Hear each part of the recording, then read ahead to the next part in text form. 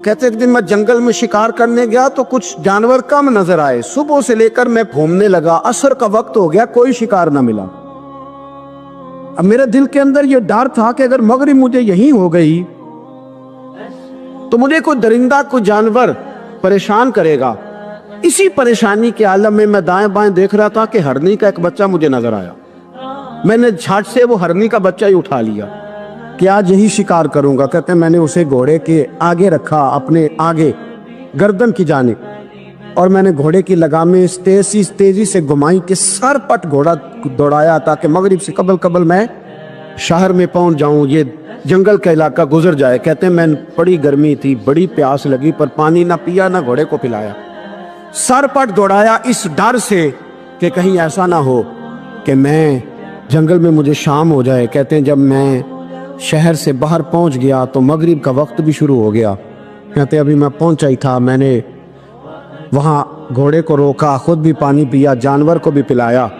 कहते ज़रा मैंने आँख उठा के देखा तो जिस हरनी का मैं बच्चा लाया था वो भी दौड़ती हुई मेरे पीछे आ गई। कहते वो पीछे मेरे खड़ी है, पता नहीं कहाँ से बेचारी दौड़ी। मेरा तो घोड़ा था और मैंने तो सांस भी नहीं लिया। 1.5 घंटा 2 घंटे में भगाता लाया इस जल्दी में के बाहर आना है। कहते पलट के देखा तो उसकी सांस फूली हुई हरनी की और ललचाई नजरों से मुझे देख रही है। दिल के एक कोने से आवाज आई कि आज तो 2 शिकार हो गए।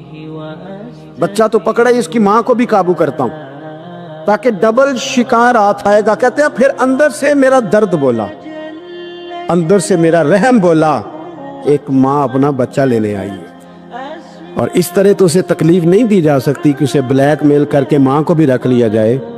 कहते हैं जब मैंने उस हरनी की तरफ देखा तो उसकी नजरों में सवाल था, उसकी नजरों के अंदर सवाल था, कुछ मांग रही थी। कहते मैंने उस बच्चे की पुश्त पर हाथ फेरा, फिर मैंने बच्चा छोड़ दिया। कहते उसने पहले बच्चे को बाजुओं में लिया, फिर अपनी जुबान से अपना बच्चा चाटने लगी। कहते हैं फिर वो जब जंगल की तरफ जाने लगी तो एक दफा उसने मेरी तरफ देखा, दूसरी दफा उसने आसमान की तरफ देखा। जिंदगी में मुझे इतना सुकून कभी नहीं आया था जितना आज आया। कहते मैं घर गया, इशा की नमाज पढ़ी, पावुजू मैं बिस्तर पे लेट गया। लोगों मेरे नसीब देखो, मुझे मदीने वाले महबूब का दीदार नसीब हुआ। रसूल करीम अलैहिस्सलाम मेरी ख्वाब में आए, मैं रोने लगा। घर महक उठा, फूल खिलने लगे, खुशबुएं बिखरने लगी। कहते महबूब करीम तशरीफ लाए और क्या खूबसूरत जुमला है, अगर तुझे बादशाह बना दिया जाए तो इंसानों के साथ भी इसी तरह रहम करेगा ना जिस तरह आज हरनी के साथ किया है। अगर तुझे बादशाह बनाया जाए तो रवैया यही रखेगा या बदल जाएगा। कहता मैं रो पड़ा, मैंने कहा यार सुल्ला मैं तो गुलाम बनने के भी काबिल नहीं, तो बादशाह कैसे बनूंगा। फरमाया तेरी आज की अदा बड़ी पसंद आई है, अर्श के मालिक ने तुझे बादशाह बनाने का फैसला कर लिया। तेरी ये अदा बड़ी भाई है, बड़ी पसंद आई। फरमाते एक हरनी के बच्चे पे रहम खाया था, रब करीम ने मुझे बादशाही अता फरमा ली। हम ना सियासत से बादशाही लेना चाहते, सियासतदानों के अपनी जेब से इश्तिहार छपवा के बादशाही लेना चाहते, डेरा बना के बादशाही लेना, ना ना ना। बादशाही तो रहम करने से मिलती, बादशाही तो शफकत करने से मिलती, बादशाहियाँ तो अल्लाह की मखलूक से प्यार करने से मिलती। वो शख्स कहता है कि मेरा ज़र्फ ये था कि 4-5 दिनार मिलेंगे, तो इमाम हुसैन फरमाने लगे थोड़ी देर बैठ जा, रिज़्क़ आ रहा है। तो इमाम हुसैन को हुकूमत वक्त की तरफ से ना 5 थैलियाँ मिली, जिसमें एक थैली में 500 अशरफियाँ थी। 5 थैलियाँ आई, लेकिन उसको आने में ना ज़रा देर हो गई। वो 5 थैलियाँ जब आई ना तो इमाम हुसैन उसकी तरफ 5 थैलियाँ बढ़ा के ना, ज़रा देखना मेरी तरफ गौर से, 5 थैलियाँ बढ़ा के ना तो फरमाने लगे मियाँ जितना तुझे इंतज़ार कराया है ना इतनी हम तेरी हाजत पूरी नहीं कर सके। तो ये ना महसूस करना कि हुसैन के दरवाजे पे बैठा भी रहा हूँ तो मिला क्या है, ये ना महसूस करना। वो शख्स कहता है जब मैंने वो थैलियाँ खोली और फिर मेरी नज़र इमाम हुसैन पे पड़ी तो मेरे अंदर से आवाज़ आई, अगर हुसैन इब्ने अली इतने सखी हैं तो मोहम्मद अरबी कितने सखी हो। अगर ये मियार इनका है, इनका ये मियार है, और खुद भीख दें खुद ही कहें मंगते का भला हो। खुद कहने लगे जितना इंतजार कराया है उतनी तेरी मदद कर सके। ये सखावत का मियार था, ये तरीका था। एक दफा सैयदना इमाम हुसैन रज़ी अल्लाह तआला अन्हु के घर के अंदर ना 5000 दिनार आए।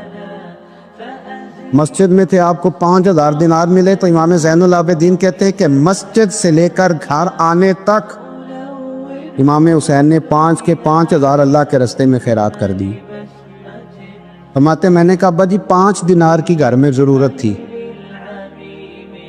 مالاں والے سخی نہیں ہوندے تے سخیاں کل مال نہیں ہوندا، ایتھے اوتھے دوویں جہان نہیں، سخی کنگال نہیں ہوندا۔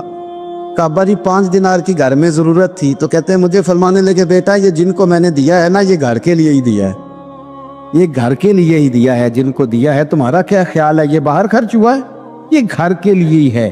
اس لیے کہ جب انسان دوسروں پر شفقت کرتا ہے تو اللہ اس کے گھر پہ رحمت فرماتا ہے۔ امام حسین کے مزاج میں پہلی بات میں نے ذوق عبادت کی عرض کی، دوسری بات عرض کر رہا ہوں کہ صحابہ حضرت اسامہ بن زید بڑے پیارے ہیں میرے نبی کریم کے، بڑے پیارے۔ حضرت اسامہ بن زید کے بارے میں سیدہ عائشہ صدیقہ فرماتی ہیں ان کے ناک سے اگر ریٹھ نکلتی تھی تو اللہ کے رسول اپنے دست مبارک سے صاف کر دیتے تھے، اور سرکار فرماتے تھے کہ اگر اسامہ لڑکی ہوتا نا، ان کے غلام کے بیٹے تھے حضرت زید بن عامر، اگر یہ لڑکی ہوتا میں اسے زیور پہناتا۔ بڑے پیارے تھے، لیکن جب ان کا آخری وقت آیا نا تو 60,000 دینار کا قرضہ تھا، رشتہ داروں سے کہا، دوستوں سے کہا، یاروں سے کہا، اور قرض ادا نہیں ہو رہا تھا۔ حضرت اسامہ بن زید کہتے ہیں بڑا پریشان تھا۔ جب حد ہو گئی نا تو حضرت اسامہ بن زید فرمانے لگے جاؤ کوئی حسین ابن علی کو خبر کرو، ان سے کہو میں نا غلام ہوں آپ کے نانا کا، مقروض دنیا سے چلا گیا تو کیا بنے گا۔ امام حسین کو خبر ملی تو دوڑے آئے۔ لاجپال اس پیر کو نہیں کہتے کہ تگڑا نذرانہ لے کے تو ماتھا چوم لے، لاجپال تو اس کو کہتے ہیں کہ جب ضرورت پڑے تو وہ سر پہ موجود ہو۔ حضرت سیدنا امام حسین تشریف لائے تو جناب اسامہ بن زید رو پڑے، کہنے لگے حضور میں نے نا غلامی کی ہے آپ کے نانا کی، اور اس غلامی پہ ناز ہے، اب 60,000 دینار کا قرضہ لے کے دنیا سے جاؤں گا تو میری قبر پہ بوجھ رہے گا۔ امام حسین خادم کو بھی کہہ سکتے تھے جاؤ گھر پیسے پڑے ہیں لے آؤ، امام حسین خود گئے، چادر روڑ کے تو اس کی اوٹ میں بکل میں 60,000 دینار چھپا کے لائے، اور جناب اسامہ بن زید کے سامنے رکھ کے کہنے لگے اسامہ یار پیسے رات کو ہی آئے تھے، میں سوچ رہا تھا مجھے تو ضرورت نہیں، اللہ نے کس کا نصیب میرے گھر میں بھیج دیا، مجھے تو حاجت ہی نہیں تھی، اب پتہ چلا پیسے تیرے تھے، اللہ نے حسین کی ڈیوٹی لگائی ہے کہ جا کے دے آ۔ حضرت اسامہ بن زید رو پڑے، فرمانے لگے اللہ آپ کو بہترین صلہ عطا فرمائے۔ امام بڑا ہی پیار کرتے تھے، گھوڑے پہ جا رہے تھے، کچھ فقیر غریب لوگ بیٹھ کے روٹی کھا رہے تھے، کھا رہے تھے سڑک کے کنارے، تو امام زین العابدین فرماتے ہیں کہ جب امام حسین گزرے تو انہوں نے آواز دی حضور دل کرتا ہے ہمارے ساتھ بیٹھ کے روٹی کھائیں۔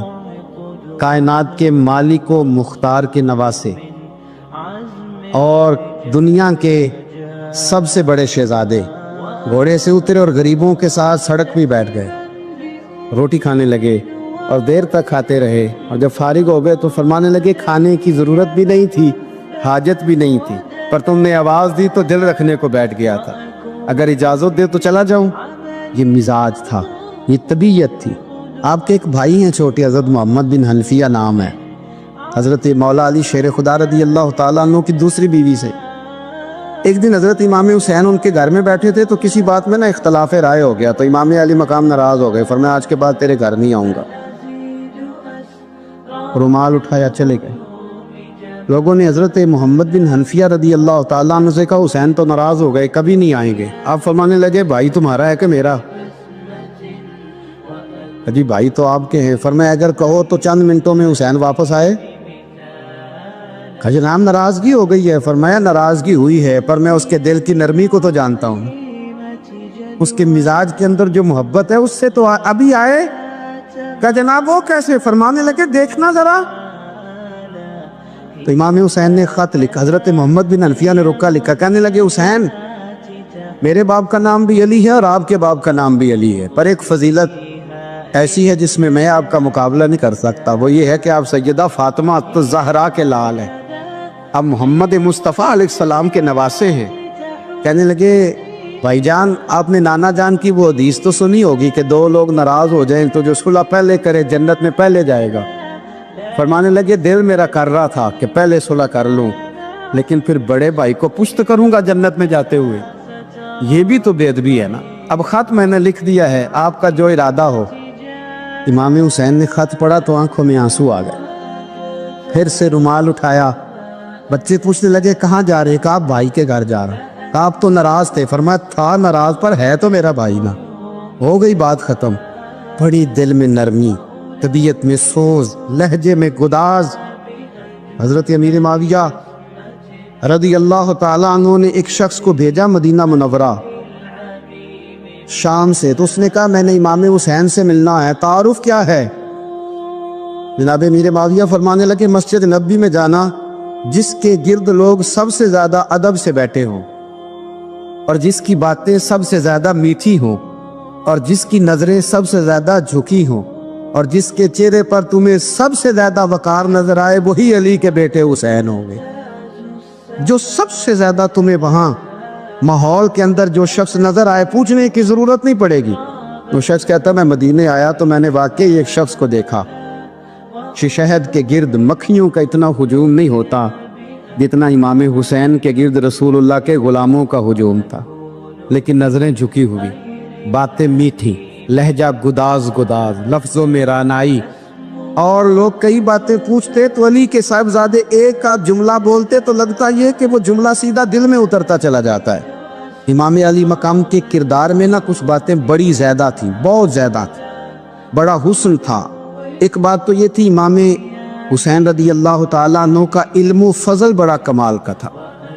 ایک دفعہ صحابہ میں مسئلہ بن گیا کہ بچہ پیدا ہوتا ہے تو اس کا وظیفہ کیسے لگانا ہے۔ امام حسین کا علم و فضل بتا رہا ہوں، علم و فضل، تو بات بڑی پیچیدہ ہو گئی۔ حضرت عبداللہ ابن زبیر کے پاس لوگ آئے، کہنے لگے کہ آپ بڑے صاحب علم و فضل ہیں، آپ نے حضور علیہ الصلوۃ والسلام کے ساتھ وقت گزارا ہے، تو مسئلے کو حل کریں کہ بچہ پیدا ہونے کے بعد حکومت اگر وظیفہ لگائے گی تو کب لگائے گی؟ جب بحث طول پکڑ گئی، مسئلہ حل نہیں ہوتا تھا، تو حضرت عبداللہ ابن زبیر کہنے لگے ہم سے نہیں حل ہوگا، ایک بندہ ہے جس کے سینے میں رسول اللہ صلی اللہ تعالیٰ علیہ وسلم کے نور نبوت کا فیضان ہے، وہ یہ مسئلہ حل کریں گے۔ تو کہا وہ کون سے؟ آپ فرمانے لگے جب ہم سے مسائل حل نہیں ہوتے تو ہم ان کے علم سے فائدہ اٹھاتے ہیں۔ کہا کون ہے؟ کہا جناب امام حسین۔ تو لوگ حضرت امام حسین کے پاس گئے، کہ حضرت یہ ایک مسئلہ الجھ گیا ہے کہ بچہ پیدا ہو تو وظیفہ کب لگانا ہے؟ فرمایا الجھنے والی بات ہی کوئی نہیں، پیدا ہونے کے بعد جب وہ پہلی دفعہ آواز نکالے تو اس کا وظیفہ لگا دو۔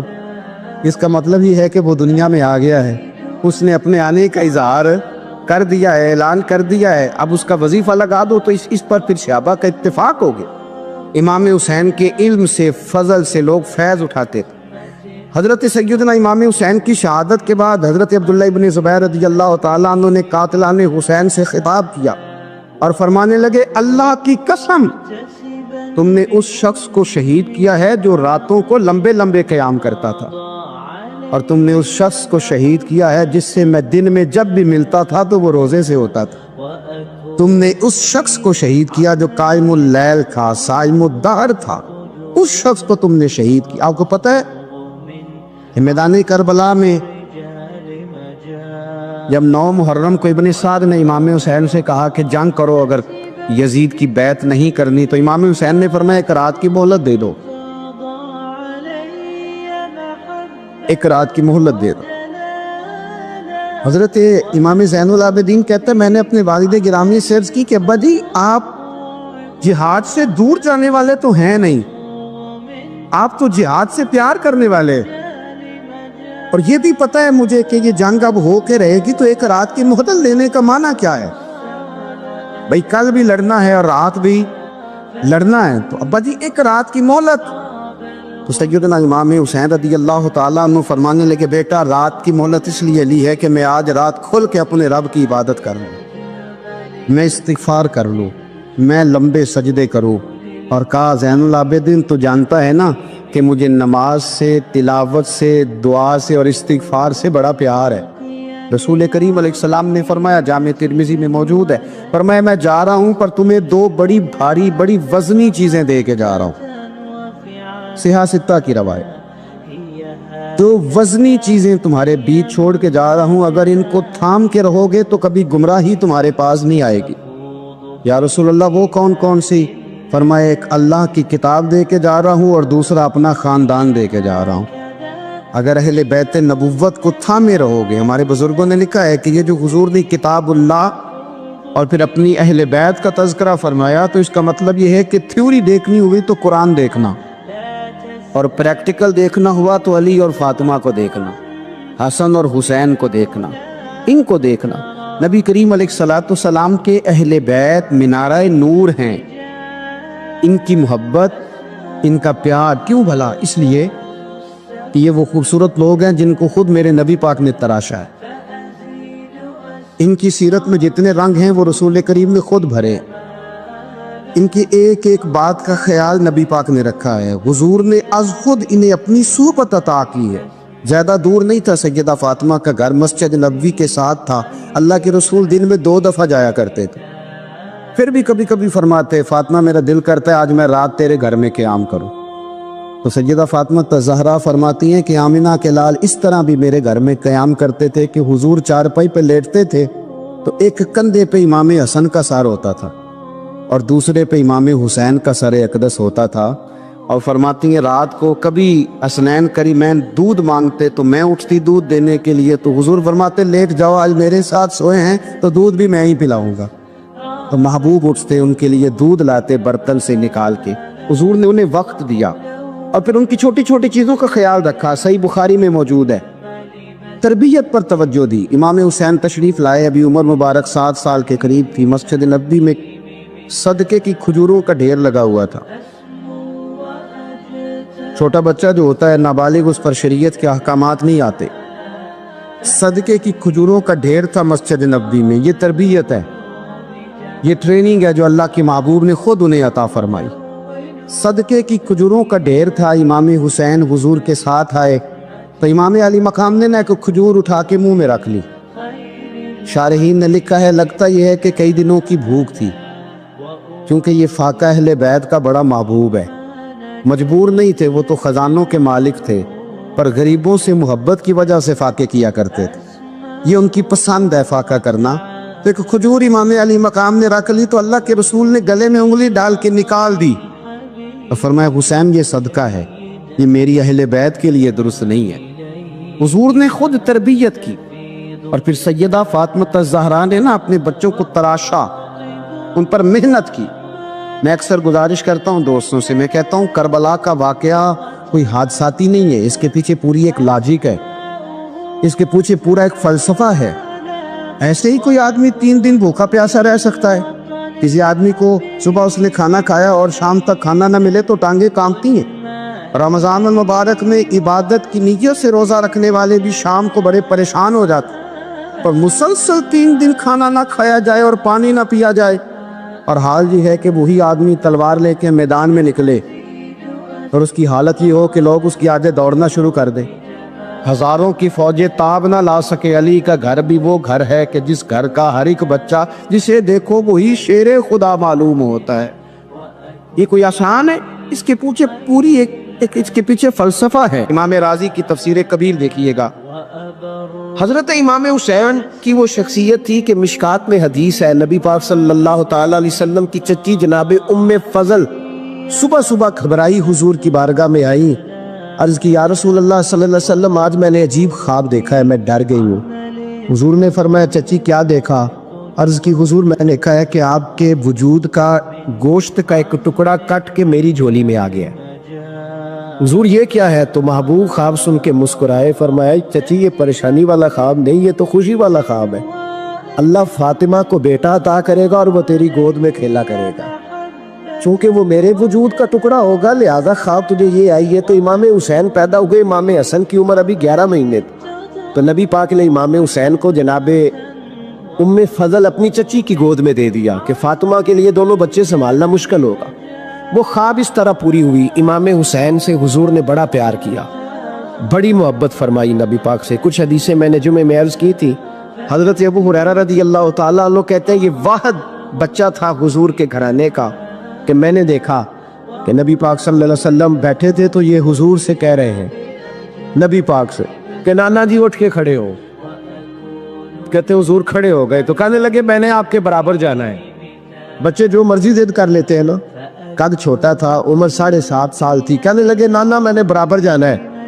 تو نبی پاک صلی اللہ علیہ وسلم نے ہاتھ پکڑ لیے، فرمایا چل پھر ہو جا برابر.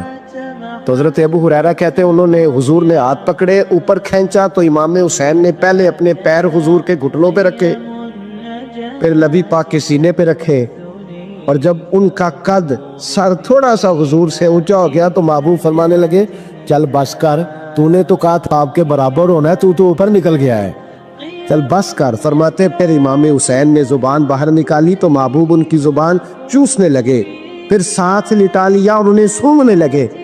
تو میں نے عرض کی حضور آپ حسین کو سونگھتے کیوں ہے؟ تو فرمایا ابو ہریرہ مجھے حسین کے وجود سے جنت کی خوشبو آتی ہے، مجھے حسین کے وجود سے جنت کی. ایک دن حضور گزر رہے تھے، اصل اس طرح تھا کہ یہ نبی پاک کا حجرہ تھا. جن لوگوں کو اللہ نے مدینے کی زیارت کرائی ہے وہ جان سکتے ہیں نبی پاک کا حجرہ تھا. تو حضور کے حجرے کی اس جانب یعنی مسجد کی جو بالکل سیدھ ہے اس کی بیک میں سیدہ فاطمہ رہتی. تو حضور اکثر میں نماز کے لیے جب نکلتے تو حضرت فاطمہ کے حجرے کے پاس سے ہو کر دوبارہ محراب میں جاتے. محبوب حجرے کے پاس سے گزرے تو امام حسین رو رہے تھے، تو حضرت فاطمہ نے کسی بات میں جھڑک دیا تو امام حسین رونے لگے. تو نبی پاک نماز کے لیے گئے تو واپس لوٹ آئے اور واپس تشریف لا کے کہا فاطمہ حسین کو کیا ہوا؟ عرض کی یا رسول اللہ تنگ کر رہے تھے میں نے ڈانٹ دیا ہے. کیا خوبصورت جملے ہیں حدیث پاک میں. سرکار نے فرمایا فاطمہ اس کو حسین کو نہ رونے نہ دیا کر، یہ جب روتا ہے نا تو میرے دل کو تکلیف ہوتی ہے. تو بی بی صاحبہ کہتی ہیں یہ حکم آیا نبی پاک کا میرے نا، پھر میں نے ڈانٹنا چھوڑ دیا. یہ ان کے فضائل تھے، ان کی تربیت خود نبی پاک نے فرمائی.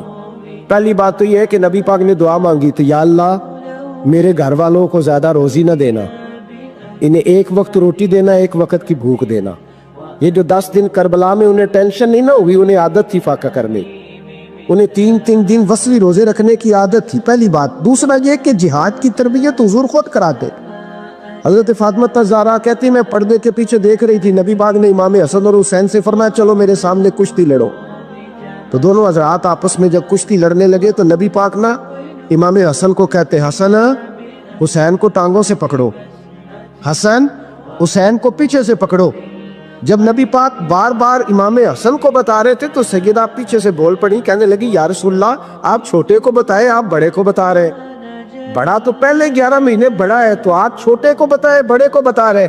تو فرمایا فاطمہ تو چپ کرنا، جو میں دیکھ رہا ہوں تو نہیں نہ دیکھ رہی، ایک کو میں بتا رہا ہوں دوسرے کو جبریل امین بتا رہے ہیں. لیکن اس کے ساتھ ساتھ امام حسین رضی اللہ تعالیٰ عنہ کا جذبہ جہاد، امام حسین کی استقامت. آج لوگ ادھر ہوتے ہیں جس طرف ہوا کا رخ ہوتا ہے.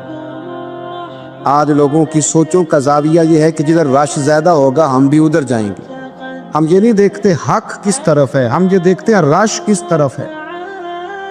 امام حسین رضی اللہ تعالیٰ عنہ نے رش نہیں دیکھا، حق دیکھا. امام حسین رضی اللہ تعالیٰ عنہ استقامت کے وہ پہاڑ ہیں، معمولی آدمی نہیں تھے. فرزق شاعر کہتا ہے کہ میں نے امام حسین سے کہا تھا، میں نے کہا لوگوں کی تلواریں یزید کے ساتھ ہے پر دل آپ کے ساتھ ہے، دل آپ کے ساتھ ہے. امام حسین رضی اللہ تعالیٰ عنہ نے زمانے کے حالات نہیں دیکھے، حق اور سچ دیکھا. جتنی چیزیں انسان کو کمزور کر سکتی ہیں وہ ساری امام حسین پہ طاری کی گئی. جتنی چیزیں وطن چھوڑنا کتنا کو مشکل ہوتا ہے. شالا پردیسی کوئی بھی نہ تھی وے ککھ جنا تو پارے. حضرت سلطان باؤ فرماتے ہیں بچو پردیسی ہونا کوئی آسان ہے؟ جس آدمی کا کسی چھوٹے سے گاؤں میں بھی مکان ہو چھوڑنا پڑ جائے تو روتا ہے. تو مجھے بتاؤ جس نے اپنا سارا بچپن مدینے میں گزارا ہو، آج جو ایک ہفتہ مدینے رہ کے آتے ہیں ان سے واپس نکلنا مشکل ہوتا ہے. لیکن امام حسین حق کا رستہ تھا، وطن کی قربانی دی، اور معمولی وطن نہیں مدینے جیسا وطن. اور جب کھڑے تھے نا امام حسین رضی اللہ تعالیٰ عنہ رجب میں نکل رہے تھے مدینے سے، تو کوئی شاعر کہتا ہے دور کھڑے ہو کہ انہوں نے گویا کہا تھا آقا تیرے کرم کے خزینے کی خیر ہو، میں جا رہا ہوں تیرے مدینے کی خیر ہو۔ امام حسین نے وطن چھوڑا، کوئی لغزش نہیں پیروں میں، کوئی نہیں۔ شہزادوں والی زندگی تھی، مسجد نبوی کے امام تھے، نبی کریم علیہ السلام کے روضہ اطہر پر تشریف رکھتے تھے، زمانہ حیا کرتا، شان و شوکت تھی، پر حق کے لیے چھوڑا، نکل کر خانقاہوں سے ادا کر رسم شبیری۔ اور پھر بڑا مشکل ہوتا ہے، جس شخص کے ساتھ بچے اور عورتیں ہوں وہ تو یہ کہہ کے لڑائی سے جان چھڑاتا ہے کہ میرے ساتھ فیملی ہے، نہ ہوتی تو تجھے بتاتا، پر امام حسین کو اولاد بھی کمزور نہیں کر سکی، عورتوں کا ساتھ ہونا کمزور نہیں کر سکا۔ پھر امام علی مقبوق کتنا مشکل کام ہے۔ آج لوگ کہہ نہیں دیتے کہ میں تو اس لیے گناہ کرتا ہوں کہ رشوت اس لیے لے لیتا ہوں کہ بچے چھوٹے ہیں۔ 10 دنوں کی کم و بیش سفر، 3 دنوں کی بھوک اور پیاس، پر حق کے رستے میں امام حسین کو کوئی چیز کمزور نہیں کر سکی۔ اور پھر وہ جتنی باتیں لوگ کہہ سکتے تھے وہ ساری کہیں گئی، ساری۔ اور آ کے عرض کرنے لگا حضور یہ کوئی معمولی دشمن نہیں، یہ وہ ظالم ہیں جو لاشوں پہ بھی گھوڑے دوڑا دیتے۔ تو امام علی مقام فرمانے لگے جو شہادت کا جذبہ لے کے نکلے وہ پھر انجام نہیں دیکھا کرتا، وہ انجام، وہ جتنی چیزیں جو استقامت کے رستے میں آ سکتی ہیں وہ ساری چیزیں رستے میں آئیں، پر امام علی مقام نے کسی چیز کی پرواہ نہیں کی۔ آج کا مسئلہ یہ ہے کہ آج لوگوں میں استقامت نہیں ہے، رات کو کچھ ہوتے ہیں، سویرے کچھ ہوتے ہیں، دوپہر کو کچھ ہوتے ہیں، شام کو کچھ ہوتے ہیں۔ ہمارا کل انداز تکلم کچھ اور ہوتا ہے، صبح کچھ اور ہوتا ہے۔ امام علی مقام میدان میں رہے، ایک میت گھر میں ہو جائے تو کئی دنوں تک آنکھ کھلتی نہیں، ہوش رہتا نہیں۔ سب سے زیادہ مسائل امام حسین نے دیکھے، سب سے زیادہ، اور گھوڑے پر بیٹھنے سے پہلے ساری تکلیفیں آپ دیکھ چکے تھے۔ باپ کا جنازہ اٹھانا آسان ہوتا ہے، بیٹے کا جنازہ اٹھانا بڑا مشکل ہوتا ہے، پر امام حسین نے بیٹوں کے جنازے اٹھائے۔ حضرت علی اصغر کی لاش کو امام حسین نے اپنے دست مبارک سے دفن کیا، اور جناب علی اکبر کی میت کو جب آپ اٹھا کے لا رہے تھے تو سیدہ زینب فرماتی ہیں کہ مجھے یوں کبھی لگتا تھا حسین کا قد بڑا ہے اور کبھی لگتا تھا علی اکبر کا قد بڑا ہے، اور فرماتی ہیں کہ پھر حضرت قاسم بن حسن کو بھی وہ اٹھا کے لائے، اور جناب عباس کے وجود سے الگ ہونے والے بازو انہوں نے لا کے حضرت عباس کے وجود کے ساتھ بھی رکھے۔ انہوں نے یہ سارا منظر دیکھا، لیکن جب حسین ابن علی اپنی دفعہ گھوڑے پہ سوار ہوئے تو لگتا یہ تھا کہ ان سے زیادہ بہادر کوئی نہیں۔ ایک جملہ بھی یزیدی فوج کے سامنے امام حسین نے کمزور نہیں کہا، ایک جملہ بھی، ایک فکرہ بھی کچا نہیں بولا، کہیں بھی کوئی منت نہیں کی، کسی جگہ بھی ان کے پائے استقلال میں کوئی لغزش نہیں آئی۔ جب لوگوں کو پتہ چل جائے کہ اب سامنے موت ہی موت ہے، سوائے اس کے چارہ کچھ بھی نہیں، تو بہت ساری رخصت اور اجازت تو دین بھی دیتا ہے، پر امام حسین کسی جگہ کسی رخصت پر عمل کرتے نظر نہیں آتے، ڈٹ کے بات کی ڈٹ کے۔ اور پھر جب میدان میں نکلے، اللہ اکبر، تو ابن سعد کہنے لگا کہ اگر 2 کر کے ایک کر کے جاؤ گے تو یہ 45,000 کا لشکر سارا حسین کاٹ ڈالے گا، یک بارگی حملہ کرو گے تو بات۔ اتنی استقامت، اتنا۔ آج تو لوگ ڈپریشن کے مریض ہیں، آج تو لوگ ٹینشن کے مریض ہیں، ہر دوسری بات میں لوگ کہتے ہیں وہ بڑا، پر کس بات سے؟ مطلب کیا آپ نے زندگی میں صرف جاب نہیں مل رہی، صرف بیماری آ گئی، صرف خرچہ نہیں گھر میں بڑا، کس بات کا ڈپریشن؟ امام حسین کی زندگی بتلاتی ہے کہ وہ لوگ بھی کوئی دنیا میں کمال حاصل کر سکتے ہیں جو چھوٹی چھوٹی بات پہ روتے ہیں۔ مال بھی ہے، جوانی بھی ہے، گھر بھی ہے، مکان بھی ہے، بچے بھی ہیں، عزت بھی ہے، صرف پیسے نہیں۔ اور انسان ہے کہ آنکھیں نہیں کھل رہی، وہ سمجھتا ہے میں کسی کام کا ہی، فقط پیسے نہیں بس۔ او خدا کے بندو، امام علی مقام نے فرمایا سارا کچھ لٹا کے بھی جو میدان میں کھڑا رہے اسے حسین ابن علی کہا جاتا ہے، اسے حسین ابن علی کہا جاتا ہے۔ حسین ابن علی کی شان رفت کوئی کیا جانے، حسن جانے، علی جانے، نبی جانے، خدا جانے، کون جانے امام علی مقام کا معیار۔ تو امام حسین رضی اللہ تعالیٰ عنہ کی زندگی ہمیں بتاتی ہے کہ ذوق والی عبادت کرو، امام حسین کی زندگی ہمیں بتاتی ہے کہ جب تم سخاوت کرو تو پھر اپنی حیثیت سے بڑھ کر کرو، اور امام حسین کی زندگی ہمیں بتاتی ہے کہ دل میں کسی کے لیے کوئی بات نہ رکھو، صلح کرنے میں پہل کرو، محبتیں کرنے میں آگے بڑھو۔ اور امام حسین کی زندگی ہمیں بتلاتی ہے کہ جب دنیا میں تم نے کچھ کرنا ہے تو پھر ڈٹنا بھی سیکھو، پھر کھڑے ہونا بھی سیکھو۔ یہ نہ دیکھو کہ حالات، امام حسین نے ایک دن بھی حکومت نہیں کی، یزید نے 4.5 سال کی، لیکن قیامت تک دلوں پہ حکومت امام حسین کی رہے گی، امام حسین کی رہے گی، اس لیے کہ ان میں استقامت تھی۔ امام حسین کے ساتھ اس وقت 72 لوگ تھے، لیکن آج کائنات کا ذرہ ذرہ امام حسین کے ساتھ ہے۔ اس کا مطلب ہے وقت لگتا ہے، نظریہ غالب آ ہی جایا کرتا ہے، تو استقامت والی زندگی گزارے۔